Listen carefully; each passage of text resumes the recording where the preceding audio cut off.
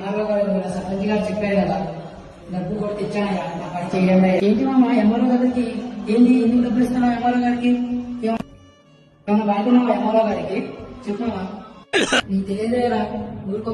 ఏంటి మామ నాకు తెలియదేంది మామ? ఏంటి ఎంఆర్ఓ గారు ఏంది మా మామ దగ్గర తీసుకుంటున్నావు లంచము? చెప్తాను ఎంఆర్ఓ గారు మీకు తెలుసా, లంచం తీసుకోకూడదు. లంచం తీసుకోవడం వల్ల ఎంత కష్టపడి డబ్బులు సంపాదిస్తారు తెలుసా? నువ్వు రైతుల దగ్గర మనీ తీసుకుంటే వాళ్ళ కష్టాన్ని నువ్వు దోచుకున్నట్టయితే, నువ్వు చదువుకున్నవాడివి, రైతులు ఎంత కష్టపడతావు నీకైనా తెలియబడతా. ఎవరు సర్పంచ్ నాకు నీతో చెప్తానండి. మీరు ఒకసారి ఆలోచించండి. ప్రభుత్వం అయితే ఈ కరప్షన్ ని అరికడుతుందో వాళ్ళకే ఓటేయండి.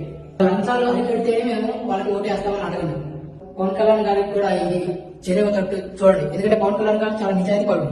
పవన్ కళ్యాణ్ గారి ప్రభుత్వం వచ్చినప్పుడు దీనికి అరికట్టేటట్టుగా ఎంఆర్ఓని కరప్షన్ ని నిర్మూలించేటట్టు చేయండి.